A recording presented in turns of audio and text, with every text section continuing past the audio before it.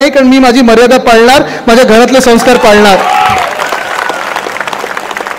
भले ते उद्धव साहेबांवर कितीही काही 20 वर्ष बोलत आले असतील, आपला पक्ष जेव्हा फोडला, जेव्हा वंदनीय हिंदू सम्राट बाळासाहेब ठाकरेंना दुःख दिलं, पक्ष फोडला, तेव्हापासून उद्धव साहेबांवरची टीका केली, आपल्याला पाडण्याचं सगळीकडे काम करण्याचा प्रयत्न केला, तसं मी कधीही बोलणार नाही, कारण माझ्या घरातले जे संस्कार आहेत ते मी पाळणार आणि माझ्या मर्यादेचं पालन करणार.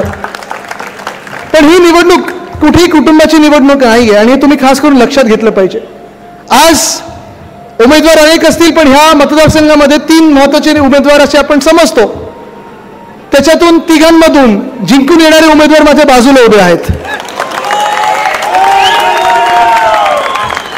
आणि मला माहिती आहे आपण मशालीवर मतदान करणार आहात, सगळेच या मतदारसंघातले, जसं मुंबईमध्ये, जसं महाराष्ट्रामध्ये मशालीवर मतदान करणार आहात. तिथे प्रत्येक व्यक्तीच्या मनात मशाल पेटलेली आहे. ही मशाल काही बदल्याची मशाल नाहीये, ही मशाल जाळपोळ करणारी मशाल नाहीये, पण ही मशाल आज या महाराष्ट्रात जो अंधार पसरलेला आहे तो अंधार दूर करण्यासाठी आपण ठिणगी जी पहिली पेटवली होती तिची आज मशाल झालेली आहे. हीच मशाल माझ्या आजोबांनी, म्हणजे शिवसेना प्रमुखांनी, म्हणजेच वंदनीय हिंदू सम्राट बाळासाहेब ठाकरेंनी 80च्या दशकात घेतलेली मशाल होती, आणि हीच मशाल आहे जी प्रत्येक घरातली चूल पेटवणार आहे. ती ही मशाल आहे. ही निवडणूक फक्त काही हे विरुद्ध ते विरुद्ध ते अशी नाहीये. आज आपण पाहतोय या महाराष्ट्रामध्ये असेल, या मुंबईत असेल, आपल्याला साधारणपणे 2 पर्याय उभे आहेत. एक तो पर्याय आहे जो भाजपसोबत आहे, जो महायुतीसोबत आहे, जो महाझुटीसोबत आहे, त्याच्यात भाजप आहे, त्याच्यात एकनाथ शिंदेची फुटलेली गँग आहे, त्याच्यात एक गद्दार इकडची पण आहेत, आणि मग राष्ट्रवादी काँग्रेसची फुटलेली ती आहे. एक अजून पक्ष आहे ज्यांनी देवेंद्र फडणवीसांना पाठिंबा दिला होता, पण आज देवेंद्र फडणवीस बोलले आमच्यामध्ये यांना स्थान नाहीये. माहिती ना कुठचं? बिनशर्ट नाही काय, बिनशर्त, शर्ट काढून नाही. पण त्यांना हे कळत नाही की आज दुर्दैवाने, मी जसं वैयक्तिक टीका करणार नाही, पण मनसेवर बोलणार आहे, खास करून बोलायला लागणार. आज त्यांनी बोलायला भाग पाडलेला आहे, कारण मनसे असा एक पक्ष झालेला आहे. कदाचित आपल्याला आधी वाटत असेल की मनसे म्हणजे मराठी माणसासाठी लढणारा पक्ष, मनसे म्हणजे स्थानिक भूमिपुत्रांसाठी लढणारा पक्ष, पण दुर्दैवाने अशी परिस्थिती झालेली आहे की आज महाराष्ट्रामध्ये मनसेची ओळख एकच आहे, गुजरातच्या भूमिपुत्रांसाठी लढणारा मनसे अशा पक्षाची ओळख झालेली आहे. आणि ह्याचं कारण एकच सांगतो, उद्या पाहिजे तर त्यांना कुठेही विचारा, तुम्ही अडवून रस्त्यात विचारा, कारण रस्त्यात चालतात ते, आपण काही चालत नाही, आपण पोहोच जातो रस्त्यातून असं वाटतं. विचारा नक्की की ज्या मोदी साहेबांना लोकसभेमध्ये मनसेनी बिनशर्त पाठिंबा दिला होता, हेच ते मोदी साहेब आहेत ज्यांनी वंदनीय हिंदू सम्राट बाळासाहेब ठाकरेंची शिवसेना पक्षाला फोडण्याचा पाप केलेला आहे.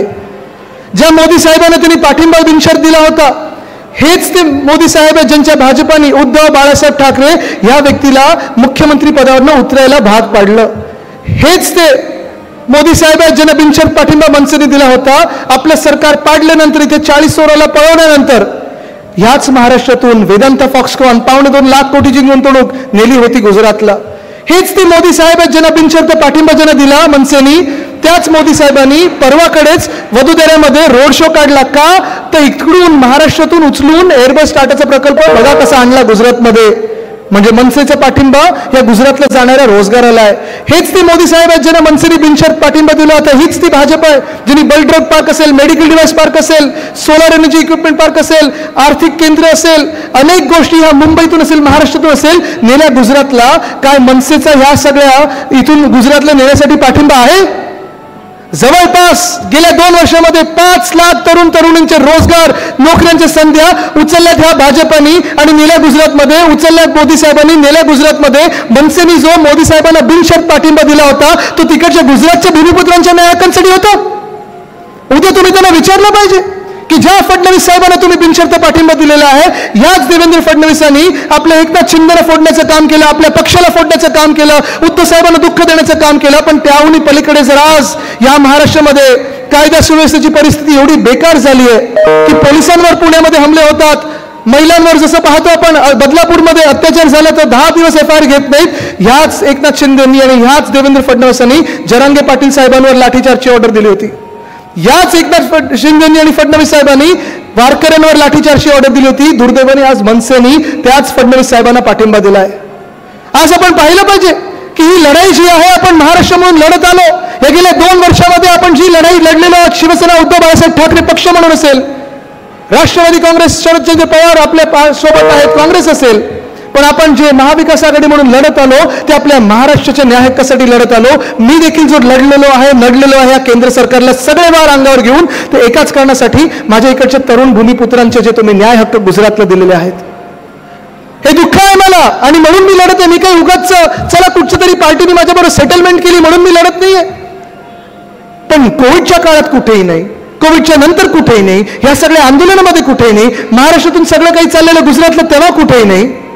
आज उठलेले आहेत 2-3 महिने आधी निवडणुकीच्या आणि सगळीकडे प्रचाराला सुरुवात केलेली आहे. मी आज त्या माणसाला विचारत आहे, गेल्या 5 वर्षात तुम्ही गल्ली बोळात दिसलात का नाहीत? जसं आज तुम्ही आमच्या विरुद्ध प्रचार करतात, एका निष्ठावंत शिवसैनिकाला पाडण्याचा प्रयत्न करतात, तुम्ही त्यावेळी का दिसला नाही जेव्हा माझा महाराष्ट्र या कोविडशी लढत होता, संकटकाळी महाराष्ट्र लढत होता, तेव्हा जातपात धर्म न पाहता आपल्याला जर वाचवलं कोणी असेल तर त्या व्यक्तीचं नाव उद्धव बाळासाहेब ठाकरे आहे.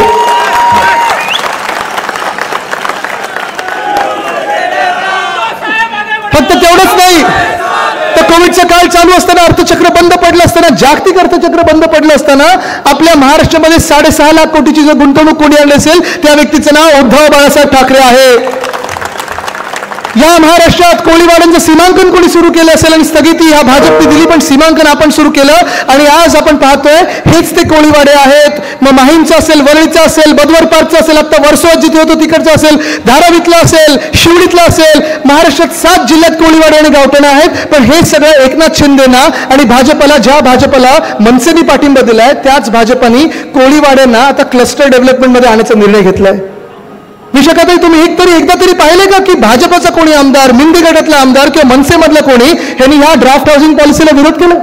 मी त्यांना सांगितलेलं आहे, कोळीवाड्याला हात लावतो याद राखा, आम्ही आमचं सरकार बनल्यानंतर पहिल्या दिवशी त्या ड्राफ्ट हाऊसिंग पॉलिसीची होळी काढू. कारण जसं तुम्ही अदानीच्या घशात मुंबई टाकत आहात तसं तुम्ही कोळीवाडे देखील अदानीच्या घशात टाकायला निघालेले आहात. आम्ही शिवसेना म्हणून लढणार आणि जिंकणार तुमच्या विरुद्ध. आमच्या मुंबईला आणि महाराष्ट्राला तुम्हाला हात लावू देणार नाही. ही लढाई काय फक्त शिवसेना पक्षाच्या अस्तित्वाची नाही आहे, ना आमच्या ठाकरे परिवाराच्या अस्तित्वाची, ना राष्ट्रवादी काँग्रेसच्या अस्तित्वाची आहे. ही लढाई आपला महाराष्ट्र म्हणून ओळखलं जाणार की भाजपमुळे, मनसेमुळे आणि एकनाथ शिंदेच्या चिंदी चोरांमुळे अदानी राष्ट्र होणार की गुजराष्ट्र होणार, ही ती लढाई आहे. राहिली गोष्ट मिंदेंच्या गद्दारांची, मला वाटतं मागच्याच वेळी आपली दुसरीकडे सभा चालली होती तेव्हा विशाखाताईंनी सांगितलंच गद्दाराचे कुठे कुठे प्रॉपर्टी आहेत. कुठे 5,000 रुपये जाऊन मागतात, कुठे 10,000 रुपये जाऊन मागतात. मी त्यांना एकदाच सांगितलं आणि मी माझ्या शब्दाला पक्का आहे, बाकी काही नाही. चला माझा पक्ष फोडलात, तुम्ही तिथे चोरी करून पळालात, खोके खाल्ले असतील, धोके खाल्ले असतील, मला काही, मी आता ते बघायला पण तयार नाहीये. तुम्ही ज्या प्रकारे गणपती बाप्पाच्या निवडणुकीत